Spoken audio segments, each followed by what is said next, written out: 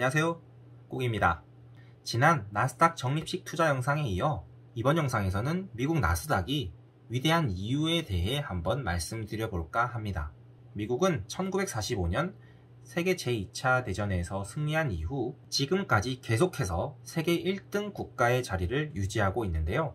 이렇게 강력한 미국도 세계 1등의 자리를 한번 내줄 뻔한 적이 있었는데 바로 1980년대 치고 올라온 일본의 제조업 때문이었습니다. 지금도 마찬가지이지만 일본은 장인 정신을 가지고 제조업의 혁신을 만들어내는 데 성공했고, 그에 따라 미국 제조업 기업들을 몰락하게 만들었습니다. 1980년대 도요타, 소니, 파나소닉 등의 일본 회사들은 전 세계 시장을 휩쓸었고 1988년 기준 세계 탑 50개 기업들 중 무려 33개가 일본 기업일 정도로 일본 제조업의 위상은 정말 대단했습니다. 하지만 제조업은 그 특성상 경쟁사가 그대로 뺏겨서 만들 수 있다는 치명적인 약점을 가지고 있는데요. 일본 기업들이 미국 기업들의 기술을 베껴서 정상까지 간 것처럼 일본을 뛰어넘어 현재 하드웨어 제조업 분야에서는 세계 탑 클래스를 차지하고 있는 우리나라는 이제 중국에게 뒤쫓기고 있는 추세입니다. 그런데 가만히 생각해보면 조금 이상한 점이 있는데요. 제조업의 혁신을 이뤄내지 못했던 미국은 일본과 독일, 우리나라와 대만, 그리고 마지막으로 중국에게 하드웨어 제조업 일자리를 엄청나게 빼앗겼음에도 불구하고 어떻게 아직까지 세계 1등의 지위를 유지하고 있을까요? 지난번에 삼성전자 제조업의 위기에 대해 한번 말씀드린 적이 있고 이와 관련된 내용인데요. 미국의 강력한 힘은 제조업이 아니라 강력한 소프트웨어 서비스 기술력으로부터 나옵니다.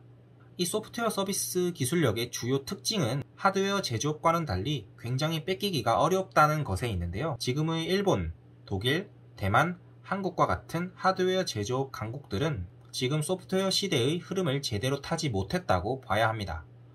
하드웨어 제조업은 기본적으로 경쟁사의 제품을 사다가 그대로 베껴서 만들 수 있기 때문에 이제 전 세계의 하드웨어 제조업의 기술력은 어느 정도 상향 평준화가 되어 있다고 봐야 합니다. 과거에는 짝퉁만 만들던 중국 기업들도 이제는 그럴듯한 제품을 하나둘씩 만들기 시작하고 있으니까요.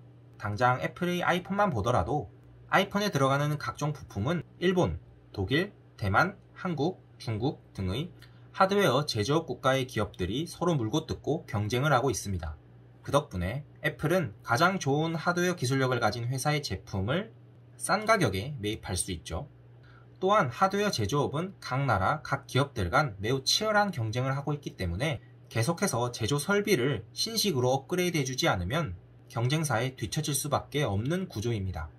이에 반해 애플은 직원들의 컴퓨터 성능만 업그레이드 시켜주고 직원들로 하여금 책상에 앉아서 아이폰 설계만 열심히 하도록 시키면 되죠.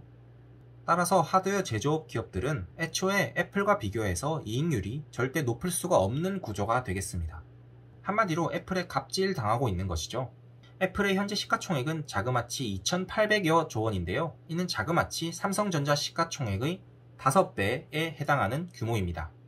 결코 이 가격은 아이폰만 가지고는 설명될 수가 없는데 애플은 삼성전자와 달리 아이폰을 필두로 아이패드, 맥 등으로 iOS 생태계 구축에 성공했고 계속해서 그 생태계를 확장해 나가고 있습니다. 남들이 쉽게 뺏길 수 있는 하드웨어 기술력보다 남들이 쉽게 뺏길 수 없는 소프트웨어 기술력이 미래에는 훨씬 더 경쟁력이나 확장성이 있을 수밖에 없습니다. 이게 애플뿐만이 아닙니다. 생각보다 이게 심각한 것이 제대로 된 소프트웨어 글로벌 대기업은 미국이 독점하다시피 하고 있습니다. 우리가 실생활에 사용하고 있는 대부분의 소프트웨어 프로그램을 떠올려 보시면 아주 쉽게 눈치채실 수 있는데요. 애플 아이폰의 iOS라든지 마이크로소프트의 윈도우, 페이스북의 인스타그램, 어도비의 크리에이티브 소프트웨어, 테슬라의 자율주행, 구글의 검색 엔진과 안드로이드 운영체제, 그리고 유튜브, 아마존의 클라우드와 넷플릭스 등 우리가 일상생활에서 알고 있고 접할 수 있는 거의 대부분의 소프트웨어 프로그램은 미국 회사의 기술을 기반으로 하고 있다는 것을 아실 수 있습니다. 그런데 우리나라나 일본, 대만, 그리고 유럽에서 이런 글로벌한 소프트웨어 기업들을 한번 떠올려 본다면 어떤가요? 잘 안 떠오를 겁니다. 왜냐하면 없기 때문이죠. 우리나라나 일본, 독일, 대만은 서로 제조업으로 경쟁하면서 먹고 사는 나라들이며 유럽의 경우에는 독일의 제조업 빼고는 세계적으로 경쟁력이 있는 분야는 관광산업이나 명품밖에 없습니다. 가만히 생각해보면 우리가 지금 살고 있는 디지털 시대는 이미 미국 기업들이 꽉 잡고 있는 시대이며 앞으로 소프트웨어 기술의 미국 의존도는 더더욱 심해질 것으로 예상됩니다. 이러한 시대적 상황을 반영하듯이 앞서 언급드린 미국 기술 기업들이 주로 상장되어 있는 나스닥 시장의 주가는 하늘 높은 줄도 모르고 계속해서 우상향하고 있습니다. 앞으로 당분간 이런 시대는 저물지 않을 것으로 예상됩니다. 아실지도 모르겠는데 중국 기업에서 개발된 틱톡과 같은 앱을 한번 지켜보게 되면 중국이 그나마 미국을 조금 따라가는 듯한 행보를 보이기는 하는데요. 중국의 공산당이 존재하는 한 미국을 따라잡기란 불가능하다는 것을 이번에 시진핑이 잘 보여줬죠. 미국은 아마도 틱톡과 같이 지금 미국이 꽉 잡고 있는 소프트웨어 시장을 한번 뒤흔들 수 있는 혁신적인 어플리케이션이 나오는 것을 가장 두려워하고 있지 않을까라는 생각을 해보면서 오늘 영상의 결론을 말씀드리도록 하겠습니다. 소프트웨어 파워는 현재 미국이 절대 우위에 서 있고 앞으로 그 위상은 더 커졌으면 커졌지 변하지 않을 것으로 생각됩니다. 따라서 결론적으로 나스닥은 지지 않는 태양이며 그 위상은 앞으로도 꾸준할 것으로 전망됩니다. 영상이 도움이 되셨다면 구독과 좋아요 한번 부탁드리고요. 나스닥 투자자분들의 많은 수익을 기원하겠습니다. 오늘도 시청해주셔서 감사합니다. 안녕히 계세요.